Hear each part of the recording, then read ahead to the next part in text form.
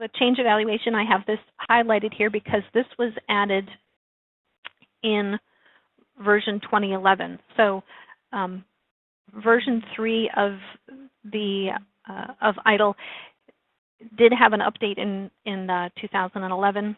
So sometimes people call it version 2011, but there were just some minor changes to some of the components.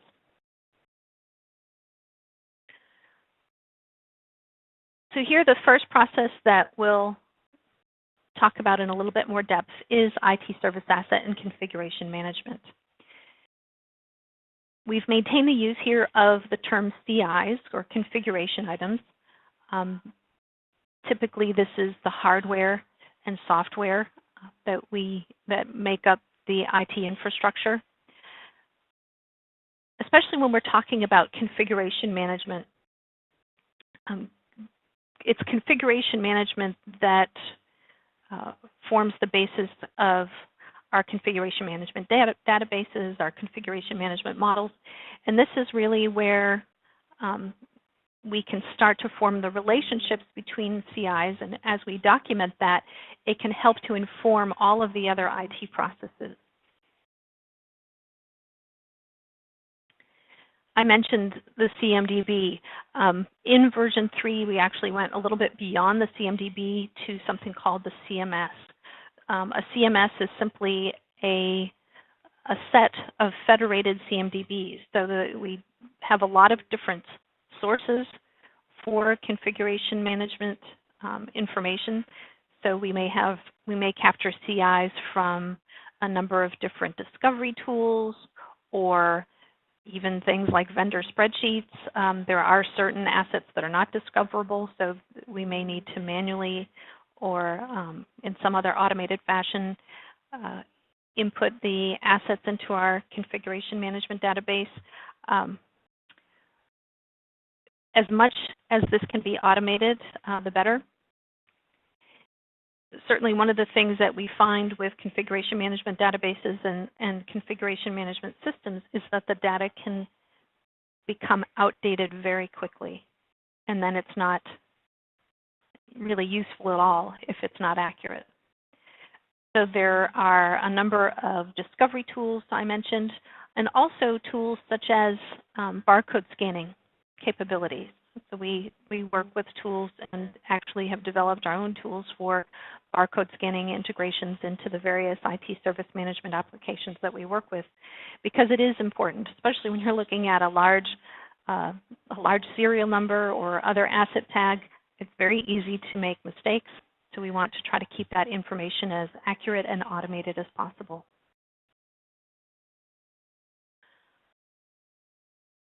In discovery, we do have the ability also to discover software CIs.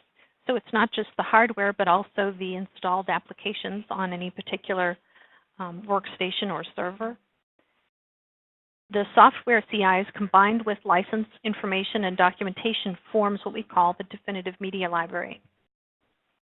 What can be very helpful for us is if we have an IT service management system that allows us to keep track of licenses and to identify when we are out of compliance, for example, or if we have an opportunity to see where perhaps we're not utilizing all of the licenses, and we may have, when it comes time for renewal of our licenses, we may be able to reduce the number of licenses that we renew.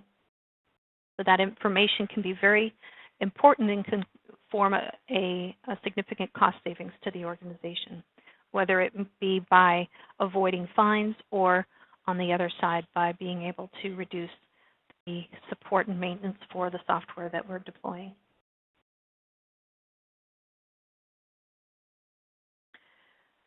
So we've seen how important configuration management, or IT service asset and configuration management, can be. And I mentioned that it informs the other processes. Probably the process to which it is tied most closely is change management. If we want to better understand how a particular change is going to impact the organization, accurate configuration item information is key. In change management,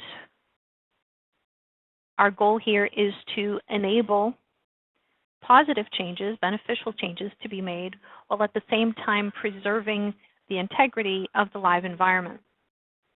We don't want to eliminate risk altogether. There's always going to be some level of risk, given that the corresponding reward for a particular change or the benefit of the change is high enough.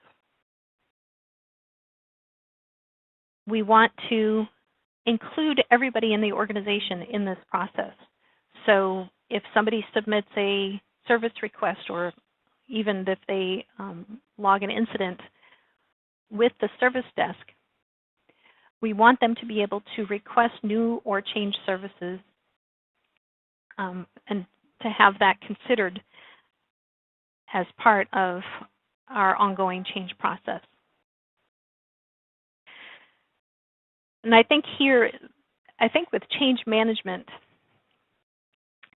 this is probably seen as one of the more cumbersome processes within ITIL. I would probably say the most cumbersome process in ITIL.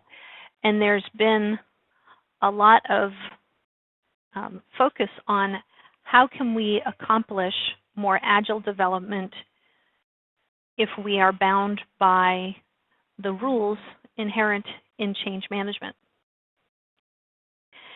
And I've heard an interesting comment on that this past week in an IT Service Management Forum meeting. And what we see here is when we look at the change types, normal, standard, and emergency. Emergency is fairly straightforward. It's, you have something that needs to be remediated right away. You get the quickest approval that you can, and often are documenting all of the planning after the fact, after the change has already taken place. A normal change is a change that needs to go before the change advisory board. There's lots of documentation, levels of review, and it doesn't necessarily lend itself to agile development. And one of the interesting things that I heard was that for this particular organization, one of the speakers at this conference indicated that they classify certain types of agile development as standard changes, pre-authorized changes. There still needs to be the appropriate levels of documentation, but they are pushing down the authority to the lower level. It doesn't need to go before the full change advisory board before it's implemented. And I think that that's a very interesting way to go about it. I think it can be very valuable for organizations. So what this means is that once a particular development team has a process that is well established, the risks are known, they can quickly remediate any issues. If they are trusted within the organization, then their changes or their development is considered standard changes and does not need to go up to higher levels of authority. And I think one of the more interesting graphics I've seen in the ITIL documentation actually speaks to this, where it's not simply we have normal changes and standard changes. There's really a continuum. So you might have very simple things like password resets at the lowest levels. So if I reset a password, I don't need to get the change advisory board's approval for that. I'm simply, I need to maybe verify the user's identity, and from that, any service desk agent can perform a password reset. At the other end of the continuum are changes that impact the whole nature of the business. Those types of changes, even change advisory board permission might not be sufficient. This might be a change like if you're going to roll out Windows 10 to your organization or replace your ERP system. That would require perhaps even executive board approval. So on that continuum is a certain amount of flexibility, and the more you can trust the development teams, the further down on that continuum you can push the levels of approval.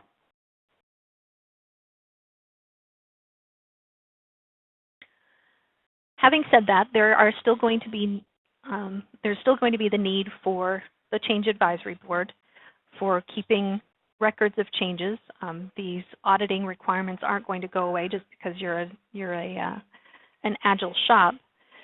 So there needs to be time for review.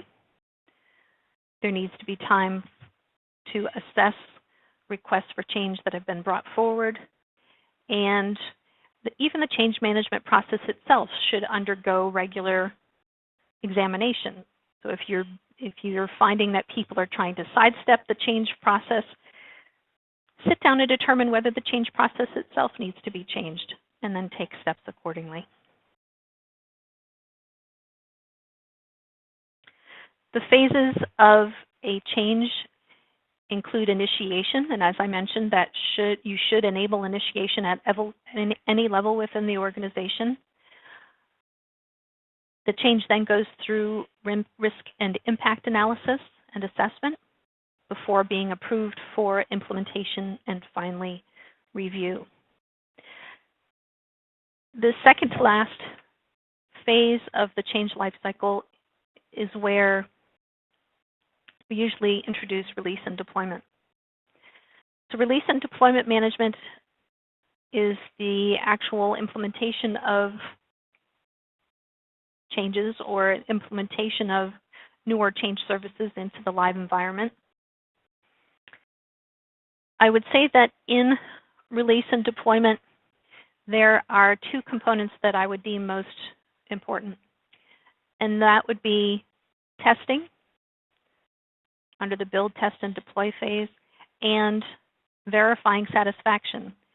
And to verify satisfaction, the best way to make sure that you have a successful release and satisfied customers or end users is to train them appropriately. So testing and training, if you remember nothing else about release and deployment, those are the two takeaways that I would give you.